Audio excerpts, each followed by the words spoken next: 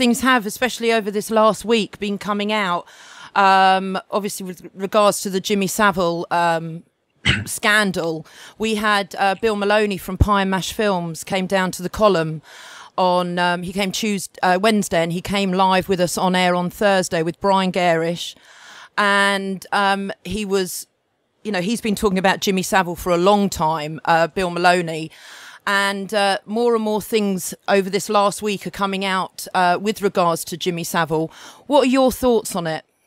Well, I've just been writing an article about it for the last 2 days, going out over the weekend, and I've headed it Jimmy Savile, Doorman to the Cesspit. You could say doorway to the cesspit as well, for reasons I'll explain. I was first told that Jimmy Savile was a paedophile in about 1997, 98 by a number of people, but including the people who had serious connections into the royal family. Not that they were members of the royal family, but they were very close to people that were on the inside. And they told me about the Satanism that went on in the royal family, the paedophilia, and all that stuff. And then out of nowhere, they brought up Jimmy Savile. And of course, I'm into a conversation about, royal family, how they treated Diana, paedophilia, and all this stuff. And suddenly Jimmy Savile comes out of nowhere, this aging disc jockey. And I obviously asked the question, where does he fit in? And they told me about it. Not just his paedophilia, but his necrophilia. He has a thing about having sex with dead people. And it was pointed out quite rightly to me, why do you think he volunteered to be a porter and a volunteer in hospitals, particularly the one in Leeds? Because it gave him access to mortuaries and dead people, basically. And if you look at some of the real most extreme, I mean, in and of itself, it's extreme, but most extreme of paedophilia, one of the things that they desire that gives them the biggest high is sex with disabled people, either physically disabled or mentally disabled. And again, because of his charity work, he was able to have access to people like that, to children like that. Also, what is happening, Lou, in the media at the moment is that and I kind of understand it in the initial stages, as long as it doesn't stay there, it's focusing on him as a paedophile and his own paedophile activities and one or two other, showbiz people around him. But the biggest story, the biggest picture story, is that he was a procurer of children, and he procured them for the royal family. He procured them for people like Ted Heath, who is exposed as a Satanist, paedophile, and mass child killer, serial child killer, in a book called The Biggest Secret. It came out in 1998. He was alive then for years afterwards. And he was therefore untouchable. If you look at some of the quotes that he gave at various times, he said he was untouchable. And he gave an interview for Esquire magazine in which he said, the thing about me is I get things done and I work deep cover. I've known the royal family for a million years. He was talking about his connections to the royal family and how he was a regular visitor to Buckingham Palace, Kensington Palace, where Diana lived after the marriage to Charles broke up, Highgrove, the country estate of Prince Charles. And he also said, significantly, that the man who introduced him to the royal family initially in the 1960s was Lord Mountbatten. And anyone who's done research into high-level paedophilia, Lord Mountbatten's name will come up. Of course, he was the mentor and Mr. Uncle, big uncle to Prince Charles. And these names are not a surprise to me, because these names came up in the conversations I had with these insiders quite a long time ago now. And because he was procuring for children, this is why he was untouchable. People say, well, why didn't people know about this? Why didn't the BBC uncover it? Why did all these, inquiries, police inquiries, just stop and go nowhere? Because the way these rings work is that they put their people in all the key areas of society, the institutions of law enforcement, of judiciary, of media, of politics. Of course, royalty is much based on it. And therefore, they watch each other's backs. And when you're procuring children for the rich and famous and the powerful and all the rest of it, then your back is their back. Because if you go under and it comes out, they go under and it comes out. And one of two things happens to these procurers of children. Either they keep quiet and are safe, like Savile, hence he got to the age of 84, or you're considered dangerous and not safe, in which case you're no longer with us. And Savile understood the game, and he played the game to his own benefit. And another question, maybe someone can answer it. Maybe there's a plausible answer. But I look at his Rolls Royce that went for about 160 grand. I look at his other cars, Bentleys and stuff. I look at, apparently, according to the media anyway, he has at least 8 homes. I look at the millions of pounds in cash on top of all that, in bank accounts that was in his will. And I look at a guy who, yes, would have earned quite well in the 60s and 70s as the disc jockey and Jim Will Fix It and personal appearances and advertising. But then I look at a guy of 84 who's done none of that for decades and has no real obvious means of living that lifestyle, but still does.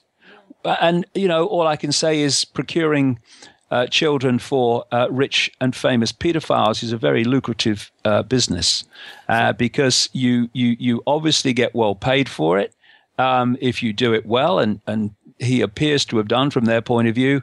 And they also watch your back because your back is their back. And I found it interesting. There was an interview with a guy in, I think it was the Daily Mail this week, a guy called Guy Marsden, who was a nephew of Jimmy Savile. And he said that at the age of 13, he lived up in Leeds. He ran away from home with a few friends to London. And he ended up, as they do, at Euston Station, and was picked up by some sleazy guy, as they normally are, and taken to some what was described as a grubby flat. And he said around 4 days later, Uncle Jimmy Savile turns up, not because he knows his nephew's there, but he's come to see the sleazy guy. And he said he's 59 now, this guy, and married with children and all the rest of it. But he said that when Jimmy Savile turned up, he thought, oh, no, I'm in for it now, because he'd run away from home and didn't tell his parents where he was. But no, he said, Jimmy just took us to a better place.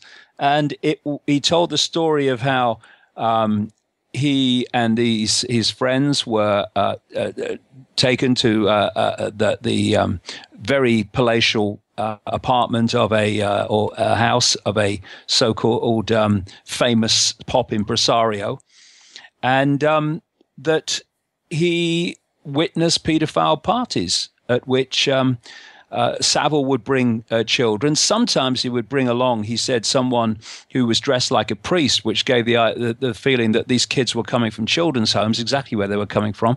And so back in the 60s it was going on, and he's done it ever since. It's sort of been a bit of an open secret. A lot of people have seemed to know that Jimmy was in, he liked the young ones. I mean, even in his autobiography, Love is an Uphill Thing, there's quite a few telling tales that he describes, getting young, wayward, young teenage girls and all that. And yet, nothing was ever done about it. Now that he's dead, of course, yeah, he can't tell any tales himself, but you would still think that they would be trying to repress anything getting out, because once the eyes are on Jimmy, then they may be on to his clients. Do you think this was just like a natural thing where there was just too much evidence coming out and the story broke naturally, or do you think they're trying to, like, it's just surprising me that it's all coming out now, when so clearly there's been a cover up. You would have thought, if they really wanted to keep that information stum, they'd be able to. Well, it's a good question, and we won't really know for a while, I don't think, and don't think we ever do unless we've got insider knowledge on these things. But, it is true that while every day this network of families, this cabal, gets more and more power on the surface anyway of the system, it's still not, got control of everything. I mean, it says a lot for Esther Ranson, saying that she had her thoughts that it was going on. She's the head of Childline. I mean, alarm bells surely should be raised here, because also apparently Childline was set up sort of in Aberdeen, and we know there's been, other cases up in Aberdeen. And it's just the fact that Esther Ranson, being the head of Childline, obviously access to kids' calls. What do you think on that? Well, I think it's something that should be legitimately investigated. I think anything to do with children should be legitimately investigated to make sure that it stands up. I mean, I'm not going to, No. say anything about it this time because I've not researched that particular organization. But, it's possible. I'm not saying it happened, but it's possible that this was one that got through the net because it was basically all this has come out as a result of one television program. And then that gave confidence for other people to come forward. However, it's going to be significant for me where it goes from here. Because at the moment, I talk about defending the first domino. And defending the first domino in this case is for none of it to come out. Once it has come out, you defend the second domino. You accept that he was a paedophile and he was a mass paedophile all over the country, and there was a cover-up of it. The second domino you don't want to fall, so that's the next form of defense, is that he was a procurer for the rich and famous. Now, we'll see where that goes. I was talking to a journalist today and pointing the same thing out, that, if it stops where it is now, we learn more about the cesspit behind the smiley faces and the morality of the system. But we need to go the next step forward, because once we can connect Savile's procurement to not just soap stars that people are talking about and other people in showbiz, that needs to happen. Yes, if it's true, I'm sure in many cases it is. But what we need to do is to connect this through to the real people that are orchestrating it, to the royal family, to the top politicians. I was told by many people, which is why I was confident to go and name him when he was alive for years afterwards, that Ted Heath was a Satanist, was a torturer of children and a mass killer of children. He loved to kill them. I was told this by enough people in the 1990s, the late 1990s, mid 1990s, to go with it. And in this book, The Biggest Secret, and nothing since has given me anything but confirmation of this. And to see him connected into the Jersey Children's Home, he was also connected by some researchers into Kincora, the boys' home in Belfast. That scandal broke in the 1980s time, and Mountbatten's also been connected to that by some researchers, which connects us into Savile again, who said that Mountbatten was the guy that introduced him to the royal family, and which led him to have a close relationship with Prince Philip, till they had a big row and they fell out apparently, and also with Prince Charles, which has been even come out in the mainstream media, the Christmas cards and all that stuff. Also, don't forget, I mean, he may have been exaggerating, but certainly it happened on some occasions that Savile spent Christmas with Margaret Thatcher. And I'm not saying Margaret Thatcher knew the background, but Margaret Thatcher's cabinet, like the Blair cabinet, was awash with paedophiles. You see, in so many ways, when you're creating there's another reason that I can explain in a second, if you like, of why this obsession with paedophilia is as it is. But when you're bringing together different groups, like different political parties, to push in the same direction, you need cement. You need cement to connect people in these different elements of the system to push in the same direction. And thus you will have secret societies doing that. So people in the Labour Party, Conservative Party, Liberal Democrats, some will be members of the same secret society. You have things like the Friends of Israel groups in each party, which is another cement. But two major cements on top of that are paedophilia and Satanism.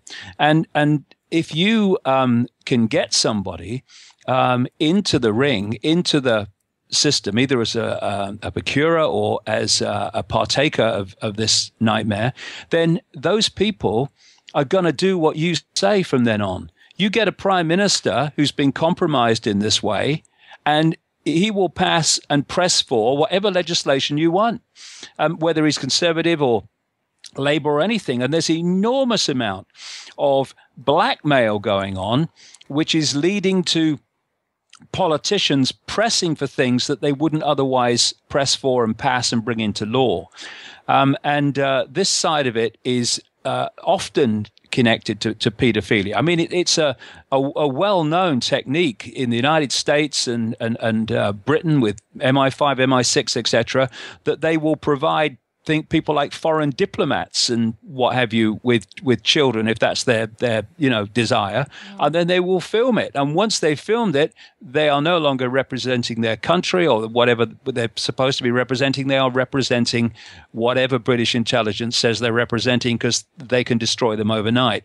And it's interesting when you watch people who in politics who have said they stand for this and stand for that, and at one point possibly genuinely did, but then suddenly they go in the opposite way. Well, maybe they've changed their mind, or maybe their mind's been changed for them. Yeah, I mean, that's plain to see. A lot of the time, these politicians will come out with policies that it's absolute suicide, and there's no rhyme or reason for it. And obviously, the only thing that is going to push them to that, to lose their careers, basically, is they've got dirt on them. And this is the same thing with like Bohemian Grove and all these sorts of I mean, Stanley Kubrick, Eyes Wide Shut. It's that sort of thing. There's dirt on absolutely everyone, and there's that sort of there's that you don't even need to have blackmail. No, everybody just knows that. Bill came out with this is society. This is the situation. This is why they're looking to bring people into politics. It's one reason why there's so many who have these desires, because they know that they're straight in the back pocket because of this. And this is one reason, but there's another, I should suggest, bigger reason why this is all pervading. And that takes us out of the world of the conscious mind into other dimensions of reality and entities that feed off human energy. I've been writing and talking about this for a very long time, and it absolutely connects into paedophilia for this reason. I learned through intense research in the 1990s and just after in America and Britain, but particularly America, that these entities, they feed off human energy, yes, but there's a particular human energy that they want more than anything else, and that is the energy of children before puberty. Now, we see puberty as a hormonal change in this reality that we experience, what I call the hologram. But if you go back to the base construct of this reality, it's not what we see. It's actually a vibrational information field, a waveform information field. And so what we see as a hormonal change in our conscious mind reality is actually an expression of a vibrational information a waveform change at the foundation information construct of this reality, and they want that energy before that change takes place. This is the obsession with children. So what they do, because these pedophiles, especially the upper echelon pedophiles in the bloodline, which are with this hybrid bloodline, which is because of the greater genetic compatibility, it means yet again on the base construct, it's a much closer vibrational compatibility. It means that these bloodline people or families, whatever, are much more easily and more powerfully possessed by these entities beyond human sight than the general run of the population, where the genetic and therefore the energetic compatibility is not as close. And so what they do is these possessing entities, which take control of the mental and emotional processes, they are stimulating this desire for sex with children. And when the sex is happening, the possessing entity is using the paedophile as a conduit to draw off the child's life force. There are some shaman around the world in native cultures that also talk about this. And I found this in research in the Western world and insiders in politics and many other things. But that's what's happening. And because there is this insatiable demand for this energy, there is this insatiable desire of pedophiles, because the two are connected. And because there's these two expressions of insatiable desire for sex with children and the energy drawn off it, there is an insatiable need for a constant throughput of children all over the world. And this is where the Saviles come in. This is where, on another level, the Hamiltons come in. In the Dunblane killer, Thomas Hamilton, he was a procurer of children for the elite as well. And these people are covered up as he was until Dunblane happened. And of course, you were talking to Arizona Wilder, coming out with similar stories. There was Kathy O'Brien as well, talking about what went on. I mean, firstly, how is Arizona? Do you stay in touch with her? How is she? Sat with us some years ago. Stay in touch with Kathy O'Brien. We had an email exchange only the other day, but Arizona just sort of disappeared. I said in my last book, if you're out there, contact me. Let's make sure you're okay. Yeah. But yes, I picked up this theme from people all over the world, Australia, Africa, wherever you go, because, as I said before, the world is controlled by the secret society equivalent of a transnational corporation. There is a headquarters of the secret society corporation. It's in Europe. There are major subsidiaries in places like the United States, but the headquarters is in Europe. And in each country, there is a network of secret societies and bloodline families and their agents and offshoots whose job it is to impose the centrally dictated global agenda upon their sphere of influence, their country. And at all levels, the global level, through the European Union levels, through national levels, into local community levels, because it is a holographic structure. Every part of the whole, no matter how small, is a smaller version of the greater whole. At every level, therefore, you find the same blueprint operating, and crucial to that blueprint is Satanism and pedophilia. Everywhere you go, everywhere. Mm-hmm. And it goes back, thousands of years. The whole thing of taking people's children, all these decadent evil societies, the Aztecs, the Egyptians. They all have these cases where they would have to take the masses' children and sacrifice them to their gods and all this sort of thing. And even now, today, with the modern eugenics movement, coming out of Galton and Darwin, you've got this obsession with killing children. We don't need to, the amount of papers that they come out with trying to promote infanticide, oh, well, you're able to abort up to 2 or 3 years, because they're not real people there. It takes someone, extremely sick to even think that's acceptable, and it makes you wonder how these people can get away with it, because I'm pretty sure if a person off the street went and killed a 1-year-old baby, you wouldn't have a load of trendies coming up to you and saying that it was acceptable. No. It's a sickness. It's very frustrating to even talk to other people about this sort of thing. Yeah.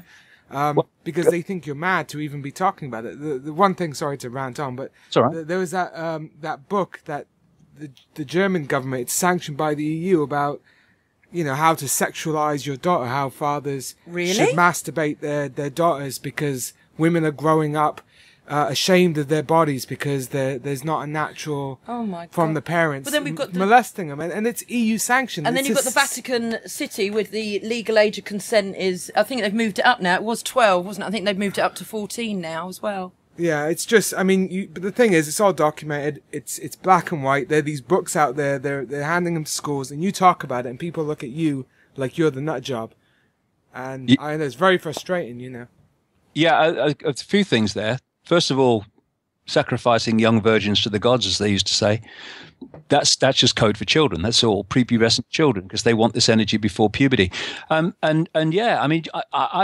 was reading the other day that Harriet Harman, the deputy leader of the Labour Party, she represented an organisation at one point as a lawyer who wanted to bring down the age of consent for children, and you know, it's this obsession with children and sex with children, all that stuff. It just comes up all over the world, and there is a reason for it, and the reason is what I've been talking about, and this is something that people need to start to get their heads around. The fact that the world is not, and what is happening in this world is not confined to what you can see in the tiny frequency band that your eyes can bring into some kind of a physical world. It's much bigger than that. And to understand what goes on outside human sight is to have a much greater understanding of what goes on within human sight.